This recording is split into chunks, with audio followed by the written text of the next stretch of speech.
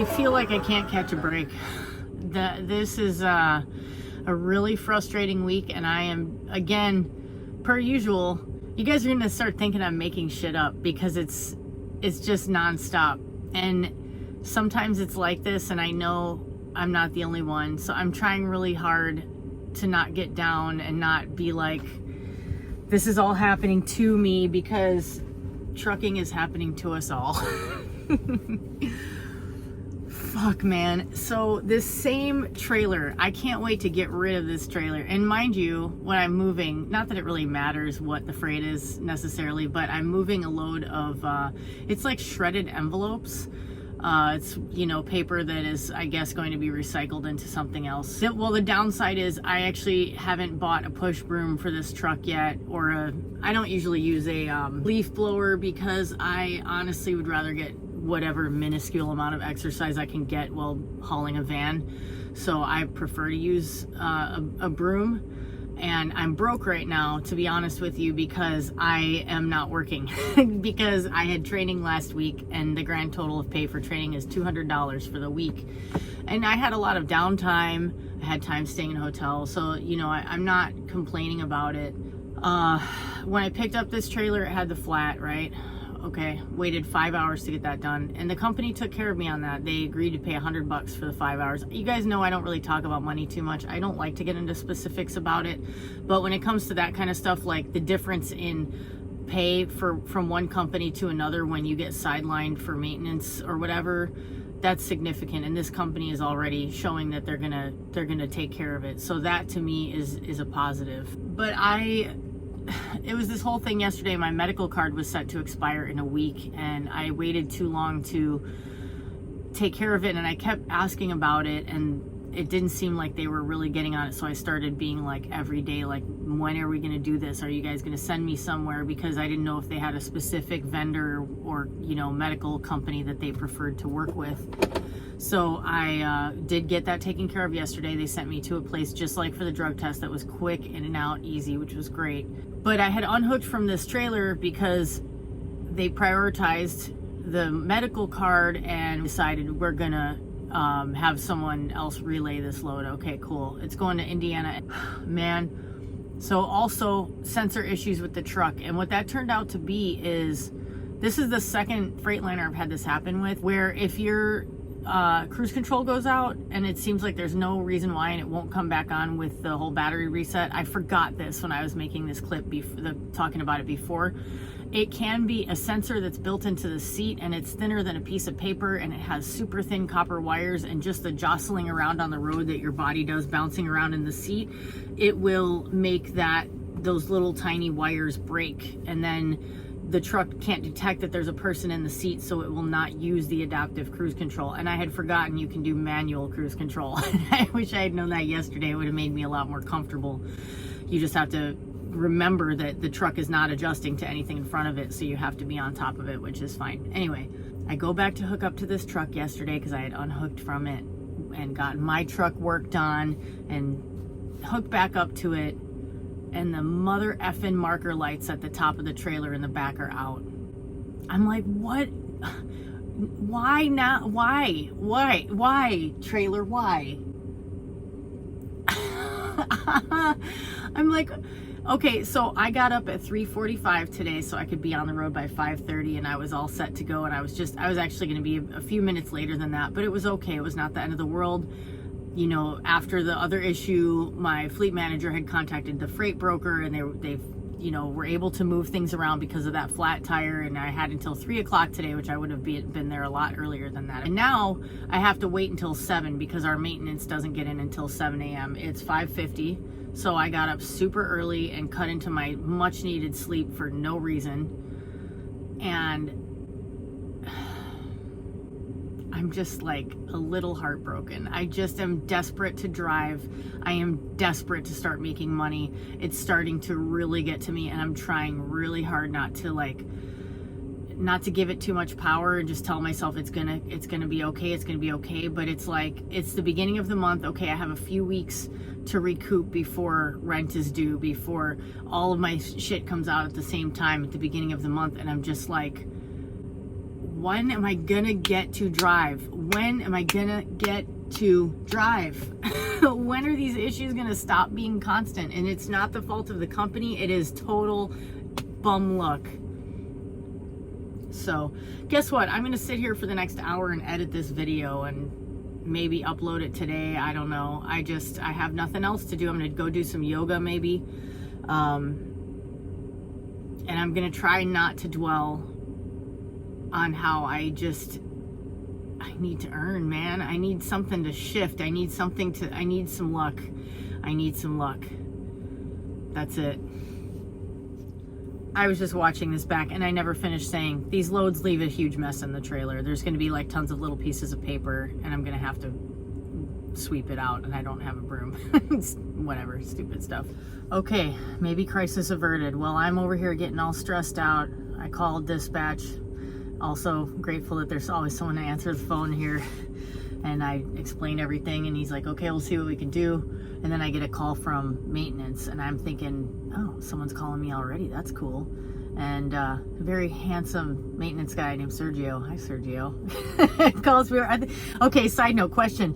Does the maintenance guy appear more handsome when he's giving you good news?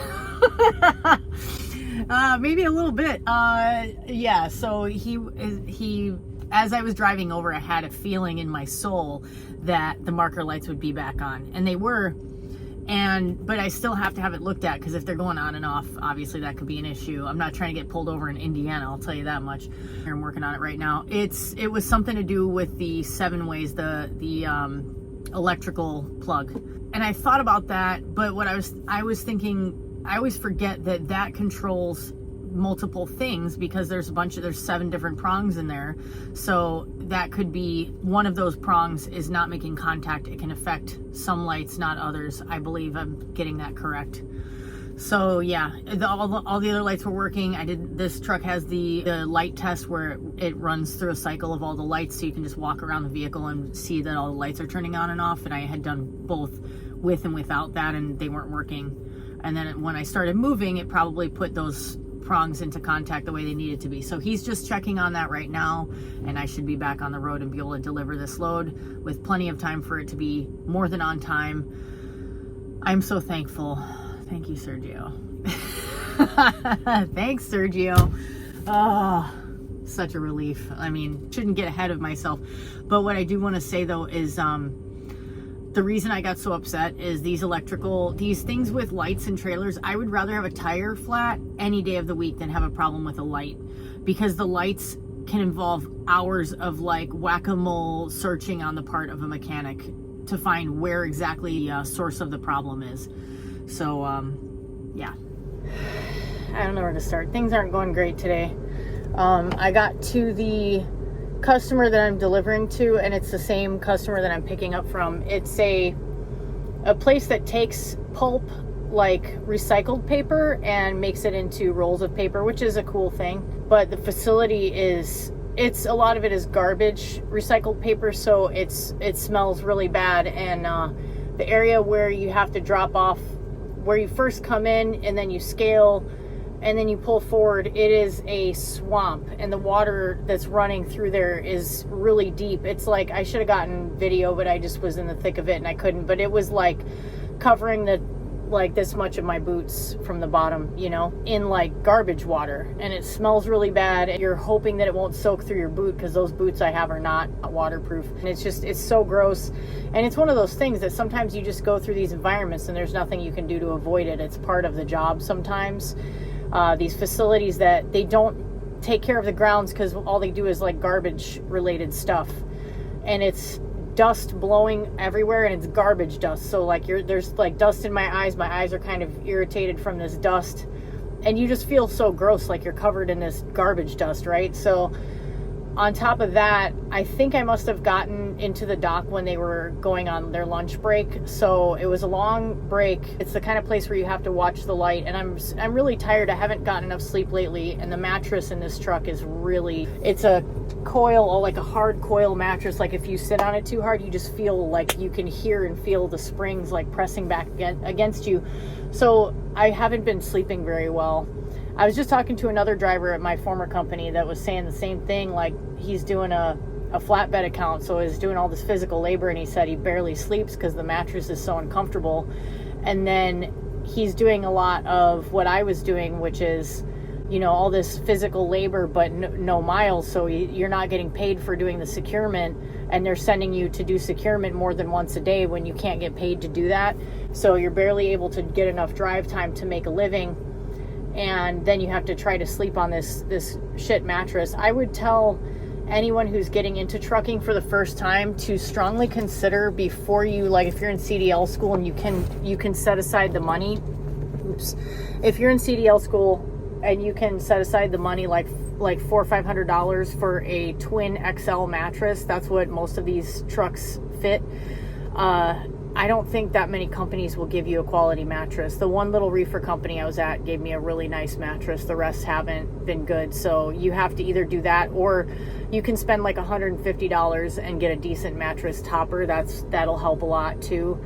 But they preach to you about how important it is to get sleep, and they do their little safety theater thing. All these companies do it, but then they give you a mattress that you can't sleep on. It's part of the whole theatrics of trucking and trucking companies. So I did sort of sleep, but I had to keep waking up to check the lights. So I would like close my eyes for 10 minutes, and then when the unload was really slow, and when I would feel the guy had been away from the truck for a couple of minutes, I would check the light and see. You lay in your bunk and you have a mirror. So I have a mirror pointing so I can see whether the light is red or green. Then you go around the building, you have to do a lap, scale again, and then go to another spot to sign in for your pickup.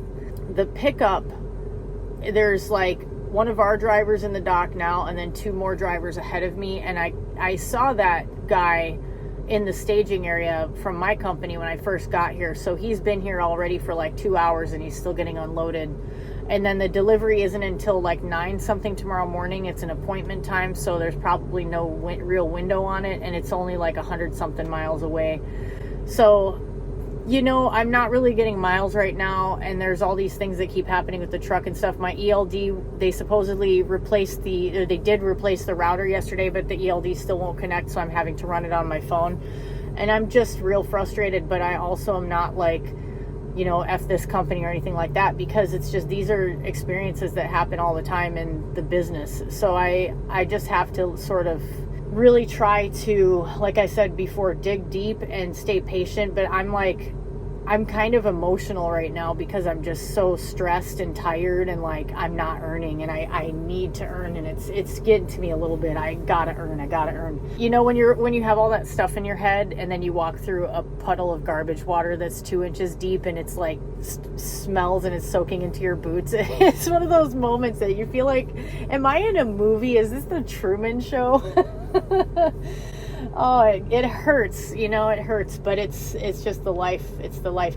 And then the other thing, I told myself I wouldn't talk too much shit, but I just got to say this. I just got to get it off my chest. And hopefully he won't see it, but my fleet manager sounds like he's about 12 and looks like he's about 12. The thing that would make it less, like, not bother me is if he was like definitely someone who knew what was going on and stuff. And the boss in Office Space, yeah, he kind of talks like that. Yeah, so if you could just, I think this is somebody who's probably a good 20 years younger than me, ish, and who's definitely never driven a truck before, probably never done anything outside of working in an office. And I'm sure he's good at a lot of things, but it makes me really uncomfortable to have someone in charge of me who probably hasn't worked in the trucking industry for very long, because he was starting to explain something about a sign-in sheet to me, and the way that he was saying it was as if he was talking to someone who's never driven a truck or gone to a delivery before. And I wanted to be like, bro, just,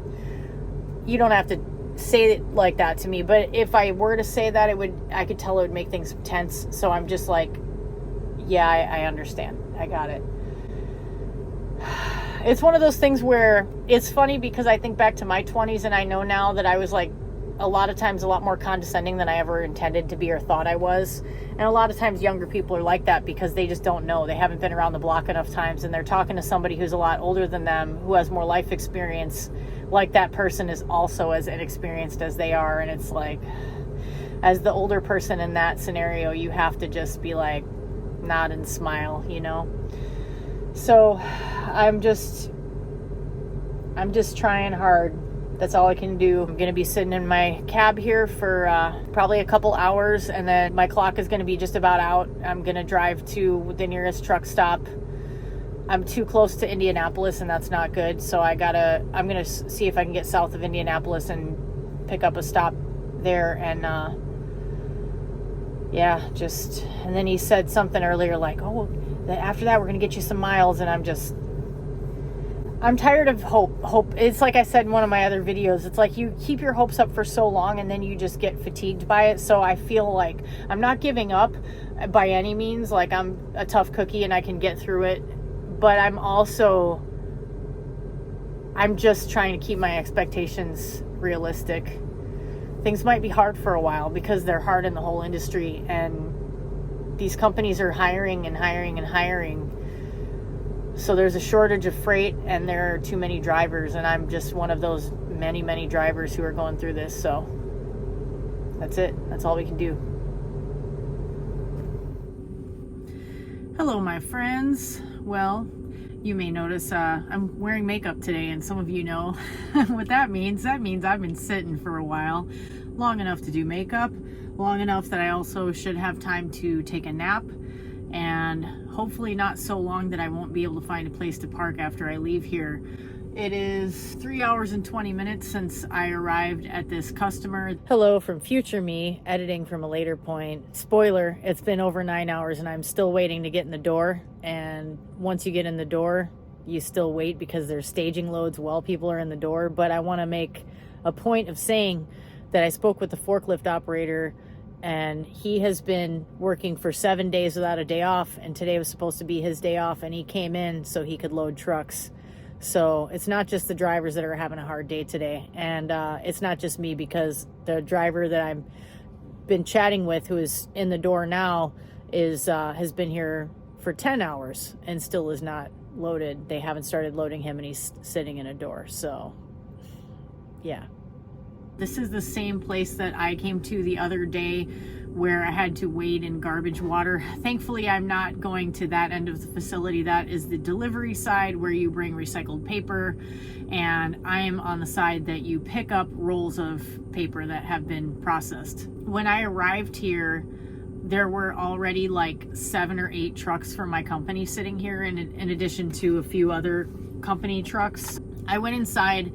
The guy in the office was really cool, and like it's unusual to have this situation, but it was really nice that he was like voluntarily explaining the situation. And it's a thing where when I pulled up, I already knew I'm going to be sitting here for hours. Like, I'm not even sure if it's going to be possible for me to get loaded today, but I'm here. And to have the person who you're checking in with explain why it's like that is just, it helps, because yeah, you're stuck either way, but when you know a reason why, it takes off a layer of wondering. So apparently they had 19 trucks here this morning when they opened at 8, and 2 loaders, 2 forklift operators. Another of our drivers I was chatting with said that he had heard something about this facility being completely cleared out, and that was why there's so many trucks here today, that they are emptying the facility because they're doing some type of work on it. So I don't know if that's the case or not. That sounds very plausible based on the number of trucks here. I know I'll be getting some detention. I'm already in the detention period, so at least I'll make a little bit of money for this today, but I'm sitting for hours again, and I am very frustrated because I haven't been able to run any consistent miles. Yesterday was an okay day. Yesterday was 400 something miles, so that wasn't terrible. Yesterday I picked up the load. I'm trying to think of everything that I did yesterday. I think I delivered the rolls that I picked up from here the day before that, first thing in the morning. That's right, that's what I did. And then I sat for just a little bit, and then he had this next load for me delivered to 2 separate spots, and I get paid at both of those spots for assisting in the unload. So I had to use a pallet jack to pull these pallets off of the trailer, which wouldn't have been. Hold on one second. I had to move my truck real quick because someone needed to get around me, and I guess it was a little bit tight back there, but no one else had a hard time getting around me, but that's okay. I'm not mad about it. Gave me something to do. So where was I? Yeah, I got paid for helping to unload pallets with a pallet jack because the places that I was unloading at didn't have forklifts, or they didn't have the room, or they didn't have operating forklifts, or whatever the situation was. But it was funny because I'm really grateful I got paid what I think is a very fair amount of money to do a driver assisted unload, and it made me want to call my dispatcher and be like, put me on those as often as you want, because if I have short miles but I have a couple of unloads a day that I assist on a certain day, that actually ends up working out well, because it was very quick for me to do it.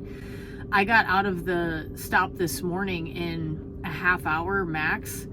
So anyway, how many more of our drivers? There are like at least three or four more trucks from my company that I think are still ahead of me in line.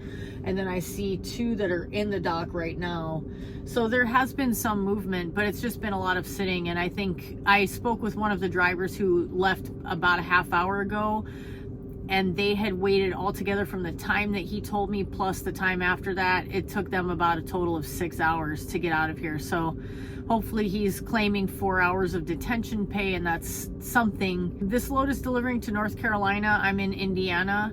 I'm delivering on Monday morning, and I have to take a 34 on Sunday.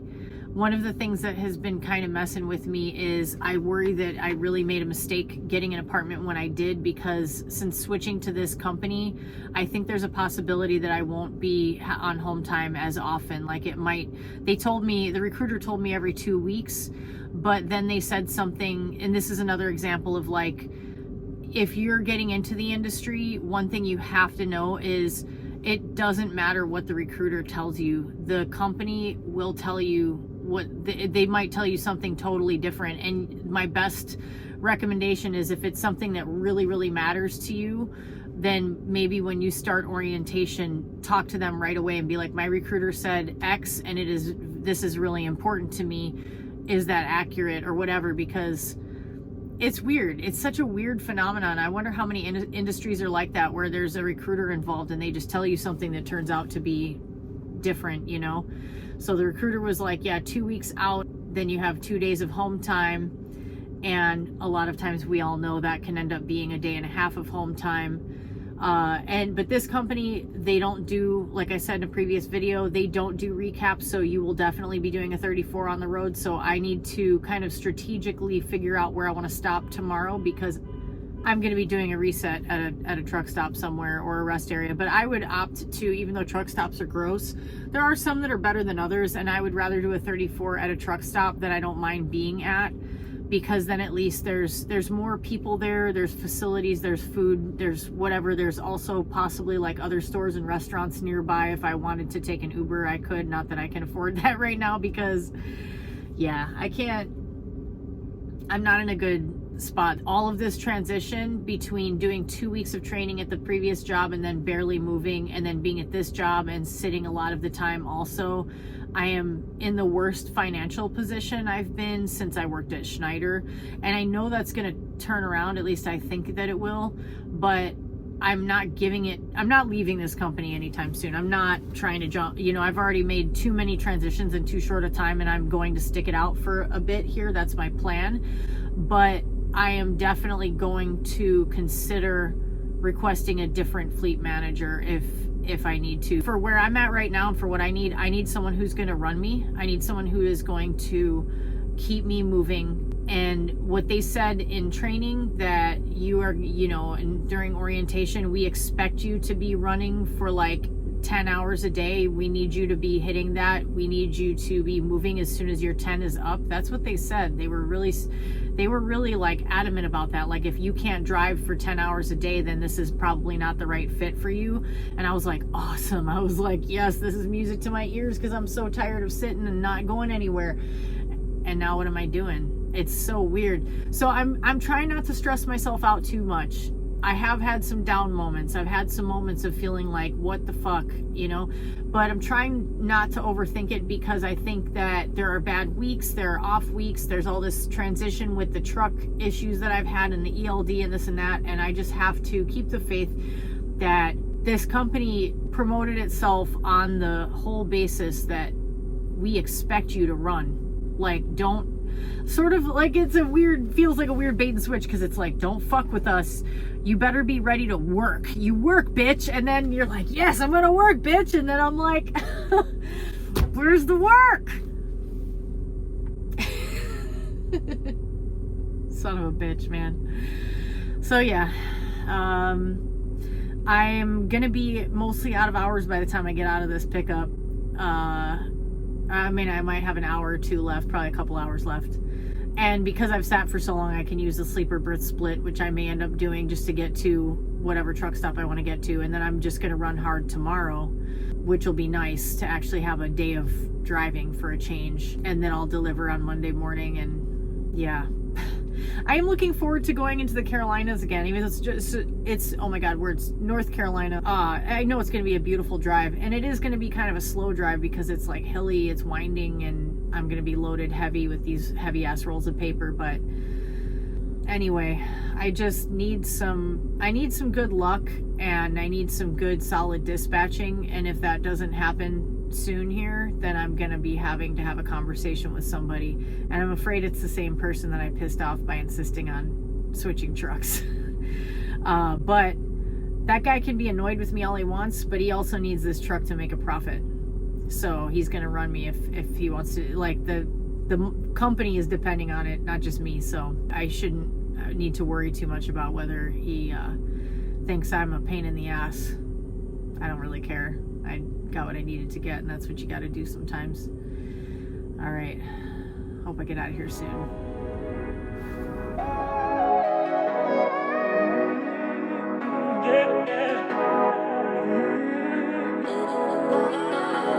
Yeah.